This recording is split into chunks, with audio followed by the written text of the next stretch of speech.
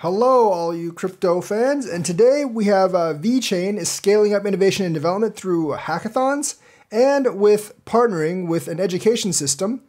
And also, Grayscale is going to hint at when they're actually going to get an ETF. And also, crypto might be getting a second wind in the United States due to courts ruling against the SEC. So let's start with Vechain. So they partner with EasyA, and they're going to hold an event at Harvard with prizes to get people to develop on Vechain. So Vechain has continued to build its ecosystem during the cryptocurrency bear market. I really wanted it to build like V-Exchange and DeFi, but it hasn't quite done that yet. But they've made several notable partnerships in the past year to increase the utility of the Vechain Tor, thus widening mainstream adoption of native tokens VET and VETHO.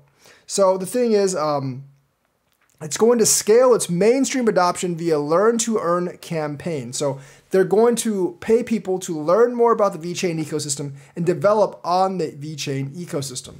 So for Vechain on Twitter, we recently launched a Learn to Earn campaign with EasyApp, and it's been wildly successful. Over 3,500 builders have started the course earning VET while educating themselves about our ecosystem tools. But we need them to continue developing once they stop getting paid by VET. Let's see if that actually happens and if the ecosystem actually thrives. We're excited to announce that the top 200 performers will join us for the hackathon. And of course, that's very good for Vechain. So they made a strategic partner with EasyA, a community of over 500K developers backed by several venture capitals, including A16Z, to launch a Learn to Earn campaign for DeFi developers. It's called 60 Days of Vechain, but they are actually gathering the top developers of that crew, and they're going to have a hackathon event at Harvard to actually boost up Vechain adoption. So we are excited to announce that the top 200 performers will join us for a hackathon at Harvard University to build and compete for a prize pool of 30K. We can't wait to kick it off and see what the talented blockchain dev community comes up with. So hopefully we get some good apps in there, and hopefully they last longer than this hackathon, because that is one thing VET is definitely lacking. It's not the industrial utility, it's not the partnerships. Those are perfectly fine. We see a couple of VETHO burns because of that, but we know that VETHO burn has basically taken like a backseat because of the 100-to-1 split they did a couple of years ago. They haven't really pulled it back yet, and they mainly did that because people weren't supposed to speculate on VETHO, but they did anyways. So that's to prevent the transactions from getting too expensive. But however, that has really put a glut on the supply of VETHO, and there's a lot of it, and we need more activity on chain to lock in VET to have value. So it's really cool that they're doing this hackathon, and they're trying to attract more people to actually develop on the ecosystem, because I think that's what's going to drive value, not the industrial adoption. If you look at the industrial adoption for any coin, whether it's VET, HBAR, XRP, or anyone else, it hasn't driven price at all, and I doubt it'll ever drive price. The real value is in the ecosystem, how much the TVL is actually locked, and hopefully the dApps that actually come with it, because that will utilize the coin itself and the liquidity pools. So it's really good that Vechain's doing this hackathon. I think they're going to do pretty well with it. Hopefully we get a lot of good projects that last a long time after the hackathon. The other thing is crypto might be getting a second wind in the United States. And you know, a lot of companies were leaving because the SEC was getting super aggressive, and they just thought it was too much trouble to actually stay in the United States, so they were moving elsewhere. But now, since the SEC has lost against Grayscale and partially lost against Ripple, companies are looking to give the US a second chance because the courts are starting to rein in the SEC. Obviously, there's still a lot of work to be done in terms of regulatory clarity and regulatory stances, but we might be getting a second wind in the United States as the SEC racks up losses.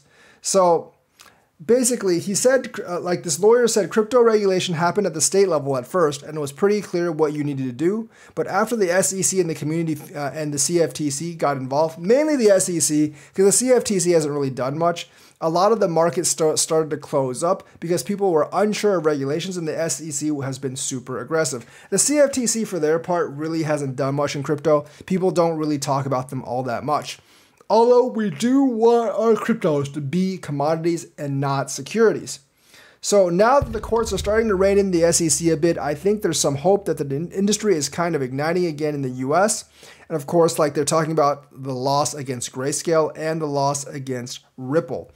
And, that's a really good piece of news for all of us that are actually investing in crypto. Bad for Brad Sherman and Elizabeth Warren, but we need regulations that are more hard and solid and that don't basically screw the entire industry like the ones that Gary Gensler wants.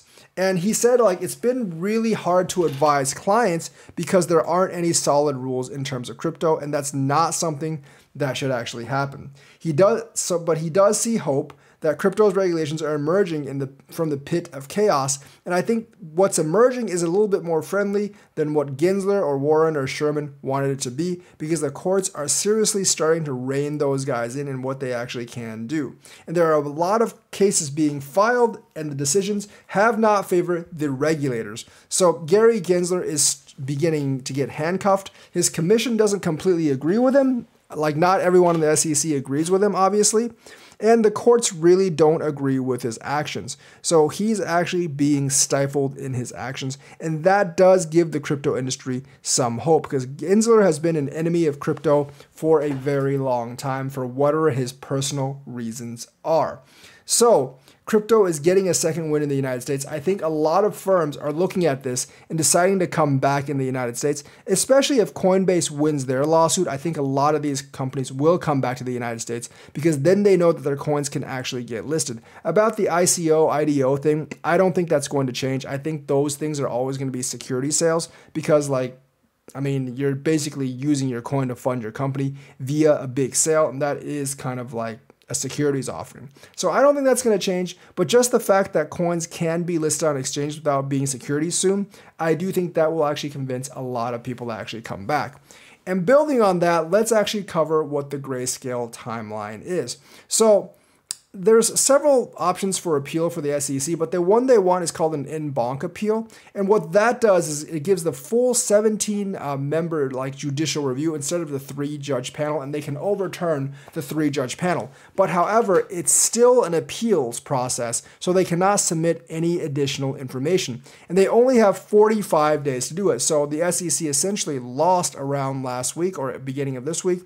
So they have until mid-October to submit this appeal. And of course, I don't think this appeal or a regular appeal would work. I don't even think that the Supreme Court would even hear the regular appeal. So that's pretty much out, and I don't think the Supreme Court would rule in their favor. So I don't think the SEC is really considering that. I think they might be considering to delay this with a full review of a judge panel instead of a 3-judge panel. But because they can't submit any additional information, it's unlikely they would actually get the case overturned, and it would become a very strong binding precedent if they actually reinforce the action. So Gensler has actually a lot to think about there. And so we're looking at the 45-day window that Grayscale has actually put forward, and that would involve all 17 judges on the court. So this has been a really big pivotal moment for the industry. And basically, they've long argued on Grayscale that converting its Bitcoin trust, GBTC, could unlock billions in value for its holders. Obviously, that discount is going to start going away. It's already dropped from 25% to 18% ever since they won the case. And I think it's going to continue dropping. So if you have some time to actually pick up GBTC right now, it's probably a really good buy because that discount is definitely going away sooner than we actually think. But he's still saying, the Grayscale guy is saying the path forward isn't entirely clear because the SEC could actually pull its delay tactics for a long time.